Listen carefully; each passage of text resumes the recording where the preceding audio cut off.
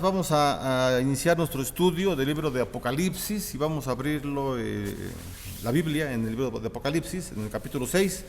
Hoy vamos a terminar el capítulo 6 para, si Dios lo permite, dentro de 8 días estaremos viendo, ¿verdad? Obviamente el capítulo 7, que es acerca de los 144,000 sellados, y es un paréntesis entre un paréntesis, un interludio entre el sexto sello y el séptimo, ¿verdad? El séptimo sello se va a abrir en el capítulo 8, o vamos a ver en el capítulo 8, así que es un intermedio. Bueno, ahorita lo explicamos. Vamos a abrir la palabra para leer los textos que nos corresponden. Apocalipsis capítulo 6, solamente vamos a leer de los versículos 12 al 17. La palabra del Señor dice: miré cuando abrió el sexto sello, estoy en el versículo 12, miré cuando abrió el sexto sello, y aquí hubo un gran terremoto, y el sol se puso negro como tela de silicio, y la luna se volvió toda como sangre. Y las estrellas del cielo cayeron sobre la tierra, como la higuera deja caer sus higos cuando es sacudida por un fuerte viento. Y el cielo se desvaneció como un pergamino que se enrolla, y todo monte y toda isla se removió de su lugar. Y los reyes de la tierra, y los grandes, y los ricos, y los capitanes, y los poderosos, y todo siervo y todo libre, se escondieron en las cuevas y entre las peñas de los montes. Y decían a los montes y a las peñas: caed sobre nosotros y escondednos del rostro de aquel que está sentado sobre el trono y de la ira del Cordero, porque el gran día de su ira ha llegado. ¿Y quién podrá sostenerse en pie? Señor, te damos gracias por tu palabra y te pedimos, Padre, que la bendigas a nuestra vida, en el nombre de tu Hijo Jesucristo. Amén. Bueno, estamos en el capítulo 6, que nos habla acerca de los sellos, ¿verdad? Son 7 sellos que se abren, ya lo decíamos hace 8 días. Es un libro vamos a pasar en un libro que tiene 7 sellos. Cuando se abre cada uno de los sellos ocurre alguna situación, ¿verdad? El primer sello, quiero mencionar los 7 sellos y lo que significan, así de una manera muy resumida, para empezar con el estudio, ¿verdad? Entonces, los 7 sellos, el primer sello lo encontramos todo en el versículo 6, lo encontramos en los versículos 1 y 2, y nos habla acerca de cuando se abre el sello, cuando Jesús abre el sello, entonces sale un caballo, ¿verdad? Se deja ver un caballo blanco, un caballo blanco que va dando victoria en victoria, ¿verdad? Que va ganando todas las batallas. Este caballo blanco lo que simboliza es el Evangelio. Así que el primer sello es el Evangelio, tiene que ver con el Evangelio predicado. El Evangelio predicado es el que vence, ¿verdad? Por eso es lo que dice que salió un caballo con un jinete para vencer, etc. Ese jinete no es Jesús, ese jinete lo vemos hasta el capítulo 19 de Apocalipsis. El jinete que va montando el caballo es el Evangelio, vuelvo a repetirlo. Entonces, versículo 1 y 2 hablan del Evangelio y es el primer caballo. Son 4 caballos, ¿verdad?, que se mencionan. El caballo blanco, ya lo vimos. El segundo caballo lo encontramos en los versículos 3 y 4, es un caballo rojo y lo que simboliza es la guerra. Este libro que se está abriendo es conocido como el libro del destino, lo que va a ocurrir, lo que ya ocurrió, lo que está ocurriendo, hasta que venga Jesús por segunda vez. Así que nos habla primeramente, vuelvo a repetir, el primer caballo nos habla del Evangelio, versículo 1 y 2. Segundo caballo, o los jinetes del Apocalipsis, como son conocidos, ¿verdad? Los 4 jinetes del Apocalipsis, 4 caballos, ya dijimos uno. El segundo es el caballo rojo, que simboliza la guerra, versículo 3 y 4. Tercer caballo, que es el caballo negro, tiene que ver con las calamidades y lo encontramos en los versículos 5 y 6. El cuarto caballo es el caballo amarillo y lo encontramos en los versículos 7 y 8 y tienen que ver con la muerte. Entonces ya vimos los 4 caballos, los vuelvo a repetir: 4 caballos. Caballo blanco, el Evangelio; caballo rojo, la guerra; caballo negro, las calamidades; y el caballo amarillo, la muerte, hasta el versículo número 8.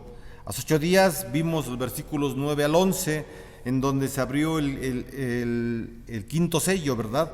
Y el quinto sello lo que tiene que ver es con la iglesia, ¿verdad? Si usted recuerda lo que veíamos hace 8 días, estábamos viendo que Juan vio en el cielo, en el centro del universo, ve un altar, Y ese altar, en el altar están las almas de los que fueron decapitados por el nombre de Jesucristo y por predicar el Evangelio, por ser mártires de la palabra.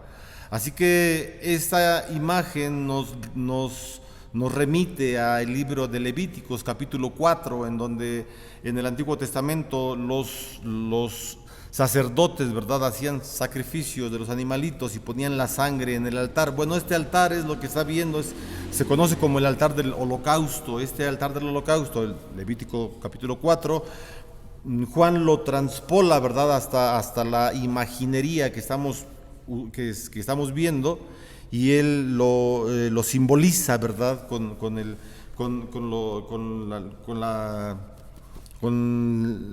el sacrificio de los santos ante el Señor. Así que lo que ve Juan en el capítulo 9 en el capítulo 6, versículos 9 al 11, lo que ve Juan es un sacrificio de las almas, de la sangre de las almas de los mártires del Evangelio, están presentadas en el cielo ante el altar del Señor.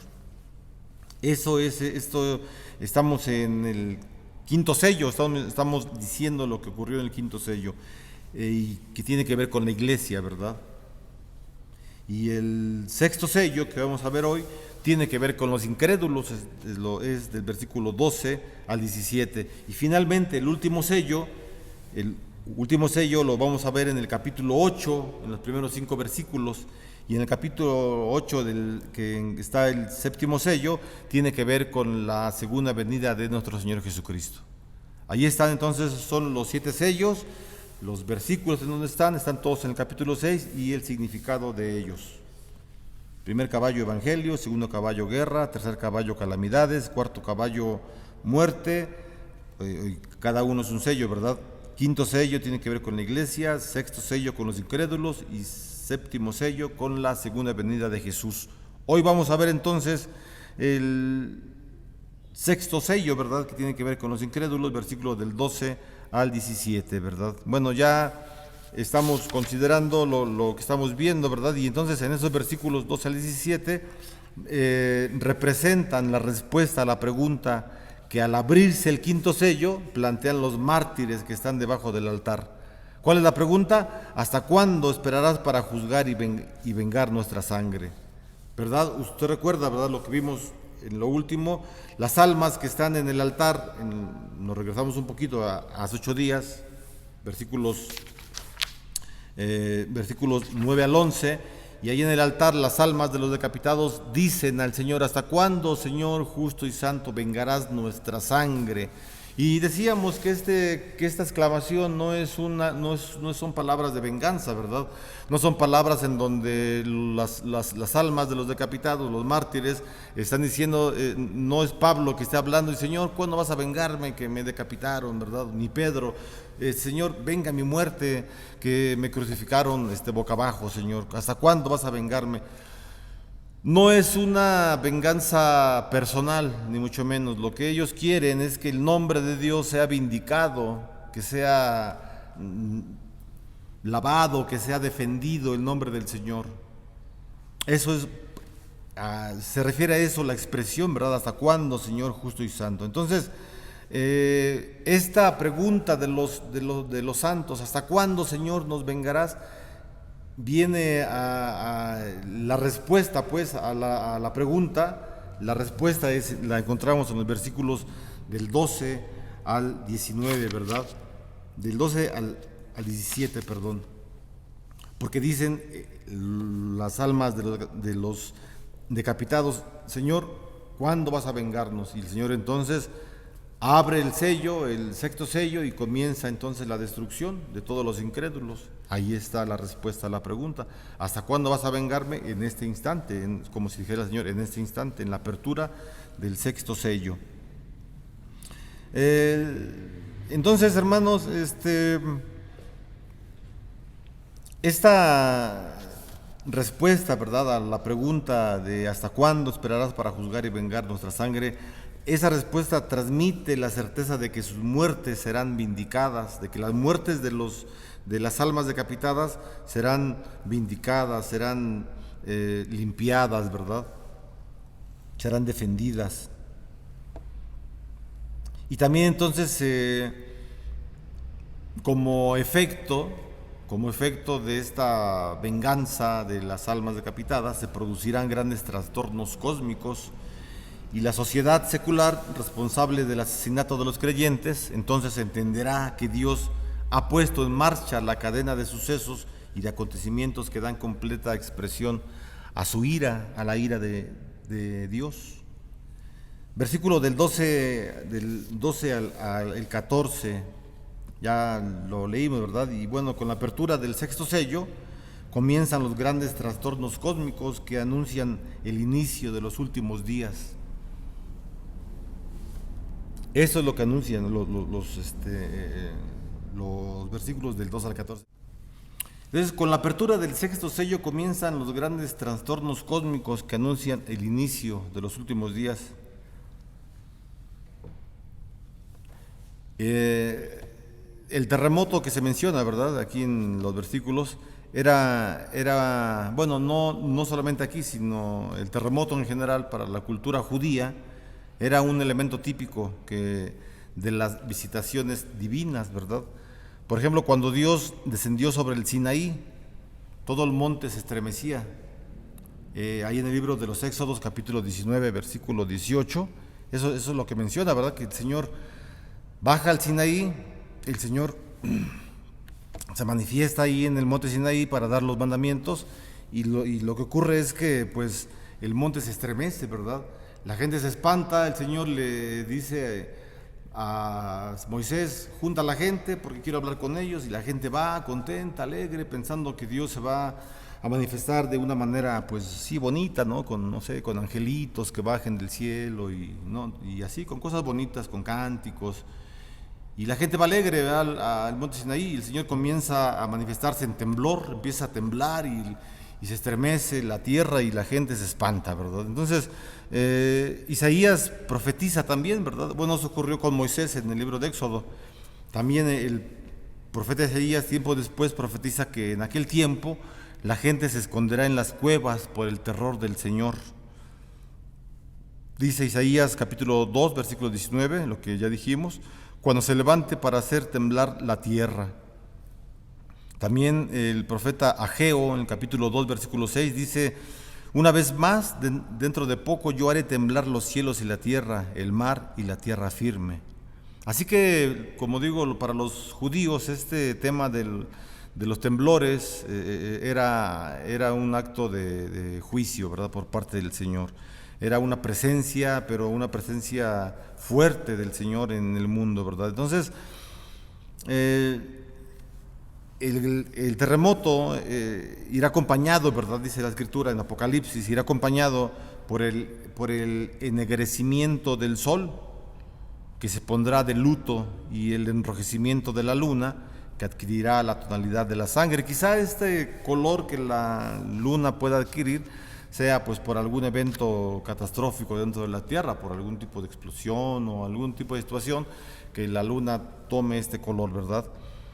En el día de Pentecostés, en el libro de los Hechos, capítulo 2, versículo 20, Pedro cita un pasaje que en aquel momento se había cumplido parcialmente, cuando habla de la venida grande y temible del día del Señor.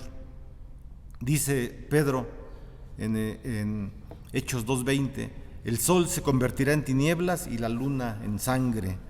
Así que todos estos hombres que han hablado, ¿verdad?, Ageo, Isaías, Moisés, Pedro, tienen este concepto, ¿verdad?, como ya lo mencioné, tienen el concepto que cuando ellos observan un cataclismo como un terremoto, un temblor, lo asocian con la ira, con la justicia del Señor. Isaías habló de la caída de las estrellas como si de hojas se trataran, ¿verdad?, en el capítulo 34 de su libro, y también es una de las señales que precederán inmediatamente a la venida del Hijo del Hombre, de acuerdo a Mateo, capítulo 13, versículo 25 y 26.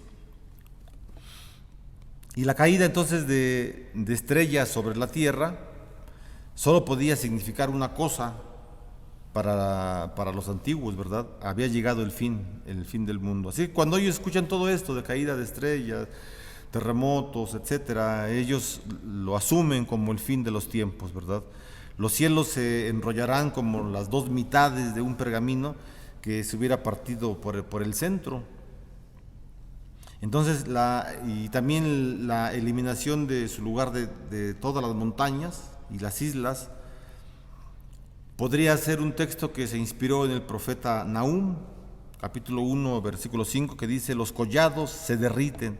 O en Jeremías, capítulo 4, versículo 24, dice: miré a los montes y he aquí que temblaban y todas las colinas se estremecían.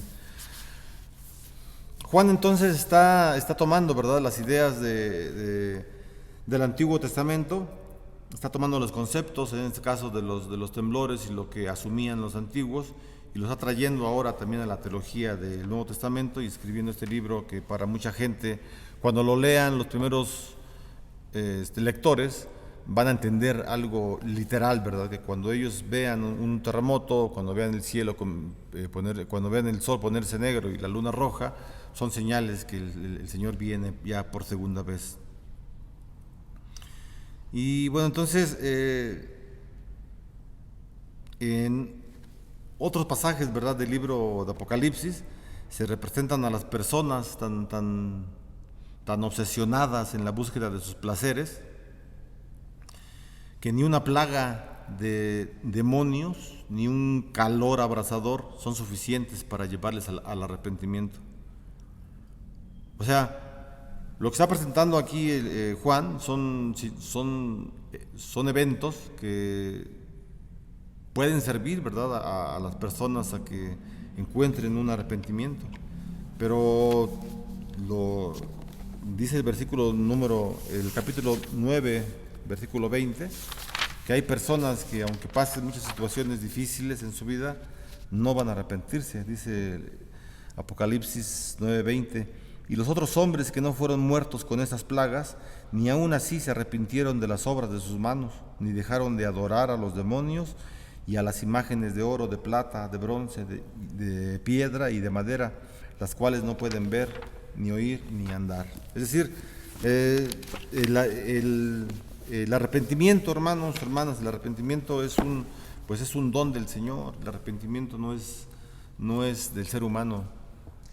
O sea, el hombre por sí mismo no se arrepiente de sus pecados, sino es el Señor quien obra en nosotros para que encontremos un arrepentimiento. Bueno, hay gente, de acuerdo al capítulo 9, versículo 20, que pueden pasar muchas situaciones fuertes en su vida, como las que estamos viendo, cataclismos, etcétera, y no llegan al arrepentimiento sincero, ¿verdad? Entonces es muy necesario para nosotros buscar este arrepentimiento que el Señor nos da en cada momento. Versículos del 15 al 17 dice: y los reyes de la tierra y los grandes, los ricos, los capitanes, los poderosos y todo siervo y todo libre se escondieron en las cuevas y entre las peñas de los montes, y decían a los montes y a las peñas: caed sobre nosotros y escondednos del rostro de aquel que está sentado sobre el trono y de la ira del Cordero, porque el gran día de su ira ha llegado, y ¿quién podrá sostenerse en pie? Entonces, para los enemigos, ¿verdad?, de la justicia de la justicia, para los enemigos de la justicia del Señor, el día del Señor será un tiempo de terror. Eso es obvio, ¿verdad? Isaías afirma que el corazón de todo hombre desfallecerá, dolores y angustias se apoderarán de ellos, como mujer de parto se retorcerán. Isaías capítulo 13, versículos 7 al 8. Y también Malaquías capítulo 3, versículo 2 dice: ¿y quién podrá mantenerse en pie cuando Él aparezca? Pregunta Malaquías, porque Él es como fuego de fundidor. Así que Juan describe a las gentes de la tierra huyendo a las montañas y suplicando la muerte para no tener que comparecer ante el tribunal de Dios y la ira del Cordero. Entonces, ¿de qué habla el sexto sello? De los incrédulos, ¿verdad? Lo estamos viendo ahorita. Ya vuelvo a repetir, el quinto sello que vimos a 8 días habló de la iglesia, de los mártires que están en el altar. Habla de los mártires, habla de la iglesia, El sexto sello, versículos 12 al 17, habla de los incrédulos. Entonces, estamos viendo, ¿verdad?, cómo es que en esta gráfica que está haciendo, en esta descripción gráfica que hace Juan, él está recordando la reseña que Isaías hace del día del Señor, como un tiempo en donde que las gentes buscarán el refugio de las cuevas por el terror del Señor. Isaías capítulo 2.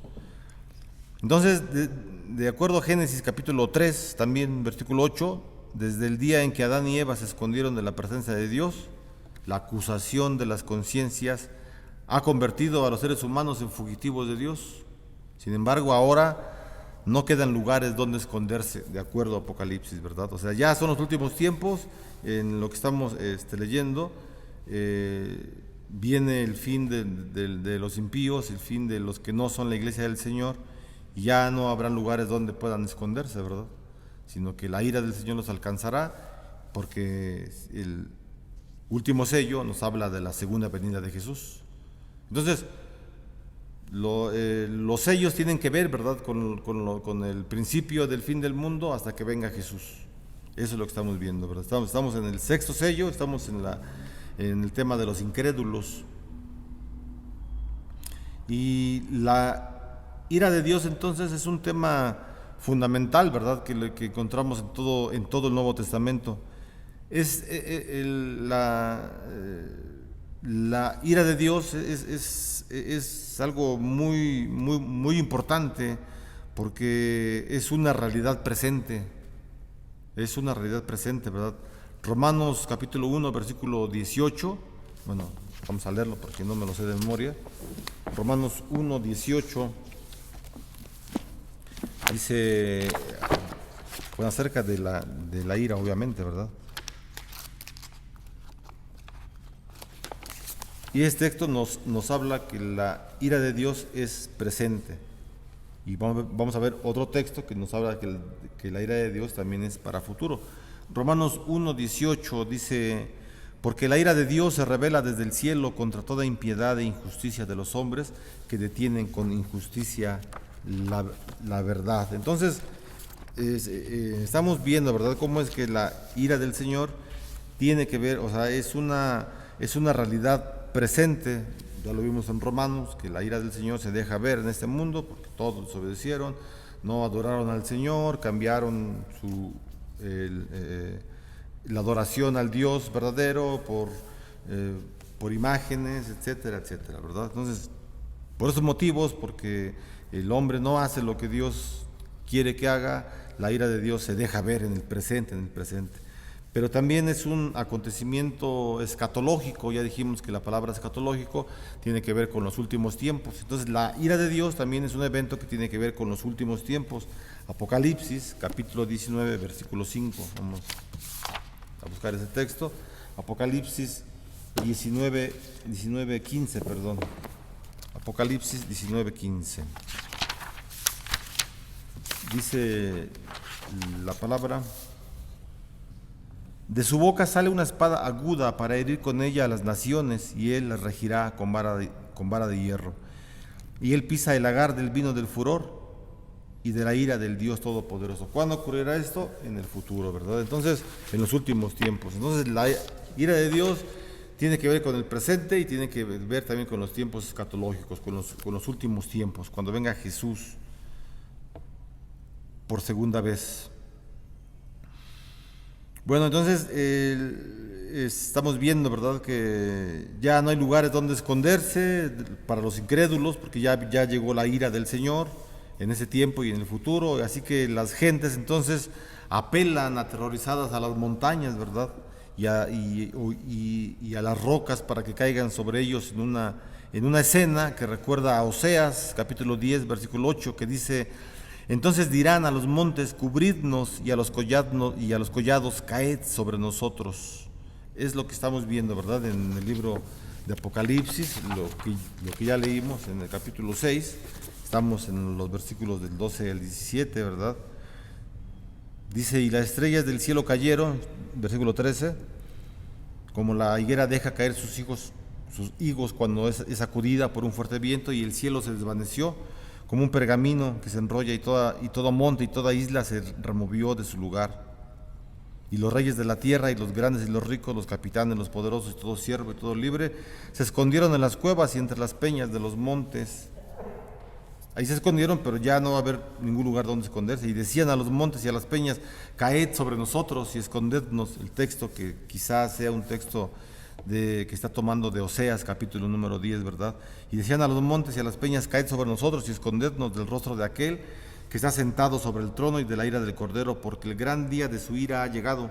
¿Y quién podrá sostenerse en pie?, dice la palabra. Entonces, hermano,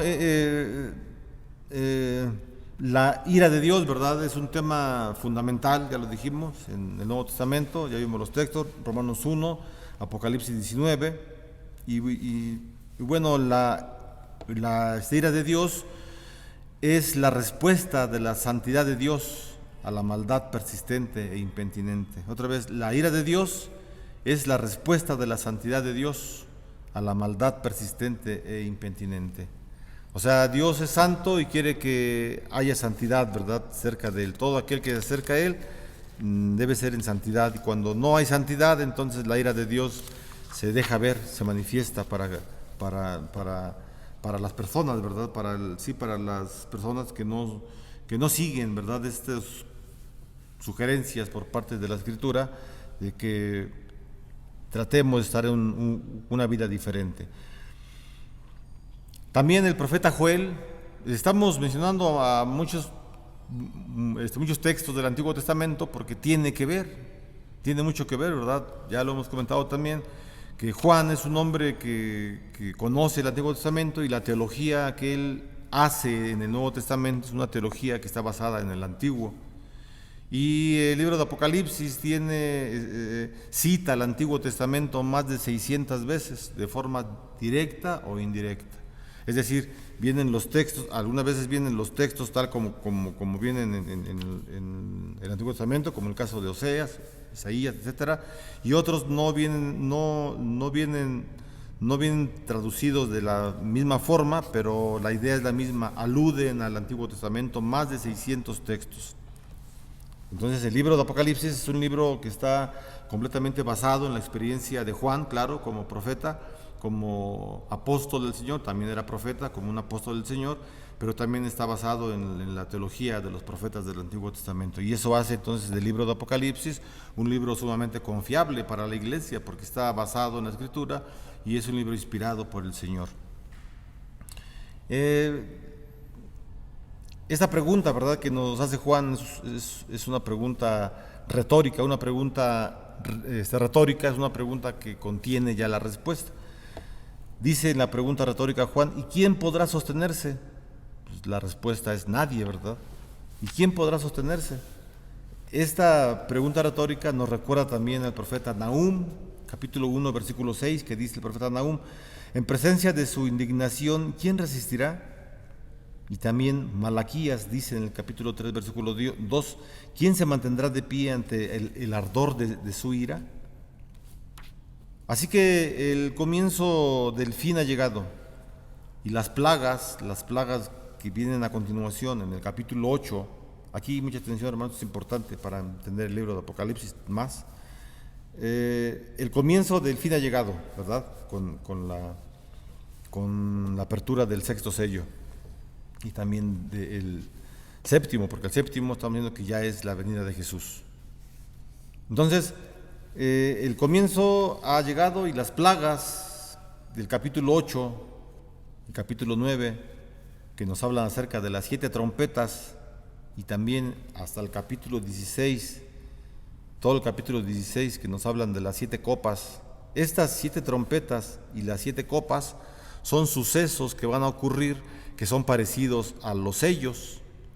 Así que los sellos, las trompetas y las copas son sucesos, son eventos, calamidades que pasan en la tierra, y que terminan con la venida de Jesús.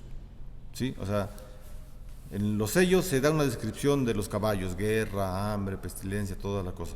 En las trompetas, cuando suenan las trompetas, cada una de las 7, también van a haber cataclismos, los animales de la tierra se van a morir, luego los animales del agua van a morir, etcétera, etcétera. O sea, son cataclismos y son eventos que no que se repitan unos a otros, sino que son cataclismos, son eventos que tienen que ver con el fin del mundo, tanto en los sellos, las trompetas y las copas, para que eso nos va a ayudar mucho, porque cuando lleguemos al capítulo 8 y vamos a empezar a leer otra vez que hay cataclismos, terremotos, pues eso ya lo leímos, sí, pero son eventos distintos y van en aumento las calamidades hasta el capítulo número 16, que ahí terminan las copas, el derramamiento de las copas. Eso lo veremos con calma, pero lo estoy anticipando para decir que lo vuelvo a repetir, para decir que los sellos, trompetas y copas son eventos similares. Bueno, entonces el escenario, por así decirlo, está montado, ¿verdad? 6 de los 7 sellos se han abierto y los lectores de Juan han oído hablar de los 4 jinetes que van dejando un rastro de muerte y destrucción por todo el panorama de la historia. Han oído la doliente petición de juicio sobre sus opresores por parte de los mártires y la vindicación de su fidelidad que les llevó a la muerte. Dios actuará. El universo se verá sujeto a violentas convulsiones y el mundo incrédulo hará todo lo posible por escapar de la ira del Cordero. Tan intensa será esta ira que se plantea la pregunta: ¿quién podrá sostenerse? Dice al final, ¿verdad?, del capítulo 6, ¿y quién podrá sostenerse en pie? ¿Quién podrá sostenerse? La respuesta es que ellos, la iglesia, saldrá victoriosa. Los fieles han de vivir con la certeza de que Dios tiene el control del universo. Eso es importante. La iglesia tiene que saber que Dios tiene el control del universo. Y por el momento puede parecer que las fuerzas del mal tengan ventaja. Sin embargo, aquel que derrotó a estas mismas fuerzas por medio de su muerte expiatoria en la cruz, volverá al final de los tiempos, es Jesús, ¿verdad? Hablamos de Jesús, para reclamar a su pueblo y destruir para siempre todo aquello que se opone a sus propósitos. Entonces, la pregunta del versículo 17, capítulo 6, que dice: ¿y quién podrá sostenerse en pie? Es decir, ya vimos toda una descripción en el capítulo 6 de cataclismos, calamidades, terremotos, la ira de Dios, etcétera, y pregunta Juan espantado: ¿quién se podrá sostener en pie? ¿Quién podrá mantenerse en pie ante esta adversidad? ¿Quién podrá mantenerse en pie? Y la respuesta la da el capítulo 7. Por eso el capítulo 7 es un paréntesis para responder la pregunta que viene al final del capítulo 6. Es un paréntesis, se hace un paréntesis para responder la pregunta y continuamos después en el capítulo 8 con el 7º sello, los primeros 5 versículos. Pero eso lo veremos después. Pero aquí es importante, ¿verdad? ¿Y quién podrá sostenerse en pie? ¿Quién? La iglesia, los 144,000 sellados. Esa es la respuesta. ¿Quién se va a mantener en pie? Los 144,000 sellados. ¿Quiénes son esos 144,000 sellados? ¿Quiénes son? Son, como argumentan los testigos de Jehová, son solamente 144,000 testigos de Jehová que se van a salvar y todos los demás ya no. ¿O quiénes son esos 144,000? Otras teorías dicen que son el pueblo de Israel, los meros, los elegidos, los que trabajaron mucho, los verdaderos hijos de Israel, la cepa de Israel, el linaje de Israel. ¿Quiénes son?